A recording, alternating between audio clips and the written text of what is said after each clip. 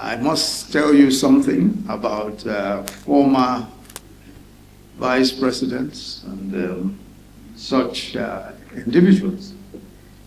As you know, sometimes we get it all wrong.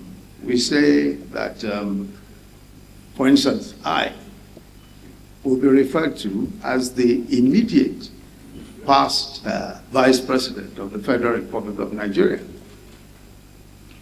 As for the person before me, who would be His Excellency Nnamdi Kanu, he would be referred to as the former vice president of Nigeria. All those before us will be referred to as the one-time vice president of the Federal Republic of Nigeria. So I like Atiku Abubakar, who is seated here, is one time. I welcome you, sir, and also to say what a pleasure to see you, and also to know that you're healthy and well and doing so wonderfully year after year. I'm honored to welcome you all to the launch of the book, According to the President, by Malam Garba Shehu, former Senior Special Assistant to the President on Media and Communication.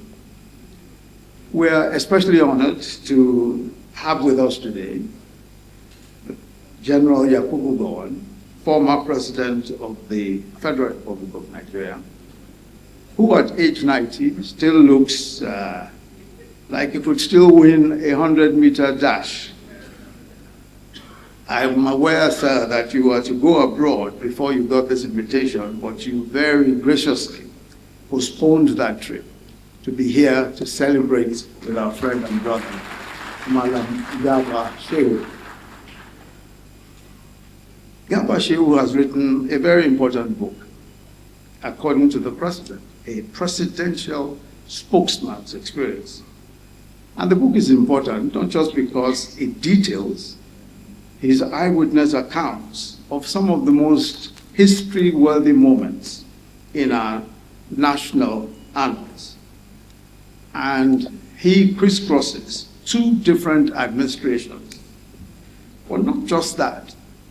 I think more importantly, he has been true to his heart and to his calling as a teacher. Many may not know that Malam Garba, while he was editor of the Triumph newspaper in Kano, was also doing something close to his heart, teaching journalism, aspects of journalism at his alma mater, the Bayero University.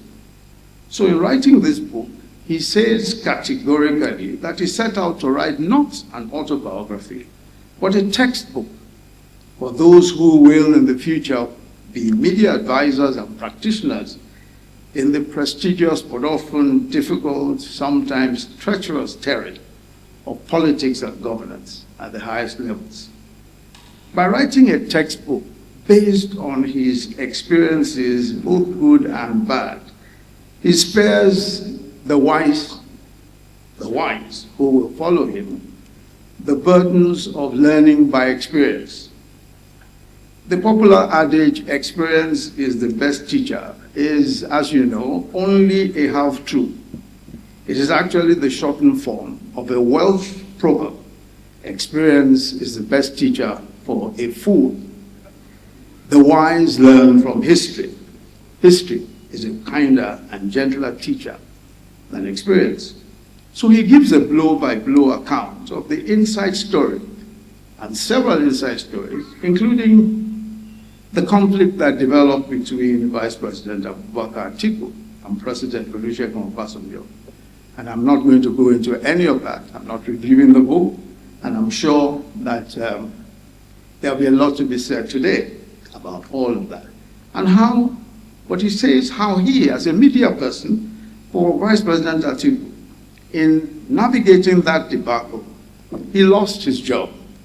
And it tells the story of how one evening he got a call from NTA and was told, "We are announcing your resignation tonight." And he remonstrated that he had not resigned. The voice said, "Well, we have your letter of resignation here."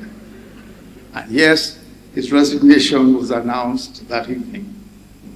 The job of the Vice President, and just reflecting a bit on the conflict between the Vice President and the President, I think that the only other Vice President who is here may agree with me that the job of the Vice President is possibly the most difficult in the world.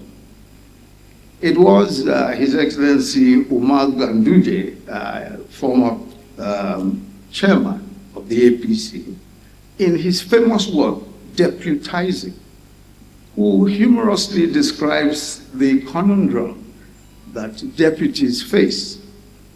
And he once said to me, he said, when you're a deputy or vice, you're in a difficult position.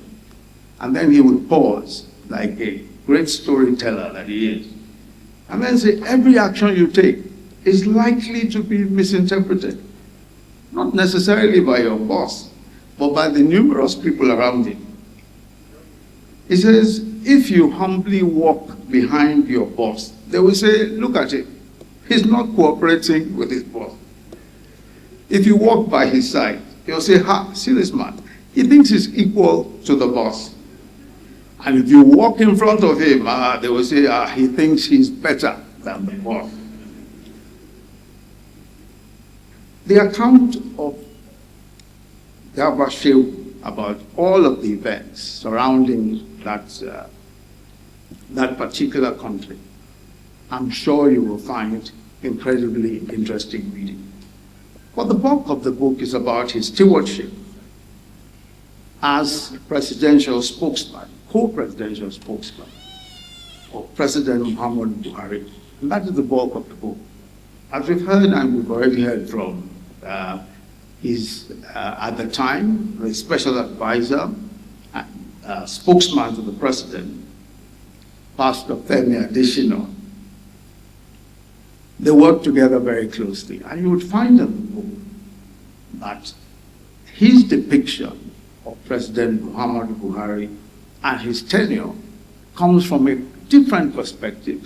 And I must say, it sheds a completely different light on the way that he related to President Muhammadu Buhari.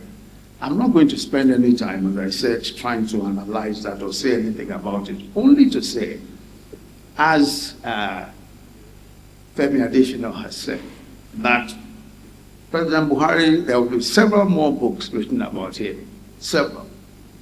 We have read Working with Buhari. We will soon see Laughing with Buhari. And today we're seeing According to Buhari. I know that this particular occasion is one where we celebrate him and where we will also celebrate his tenure. Garba Shehu's book, I must say, is a good analysis of those times. It's a fair and objective analysis of those times. And he spares very little in terms of detail and in terms of analysis. So I welcome you all to this occasion, and I trust that you will have a very pleasant time, not just listening to experiences, but also appreciating an era of which much still will be written. Thank you very much.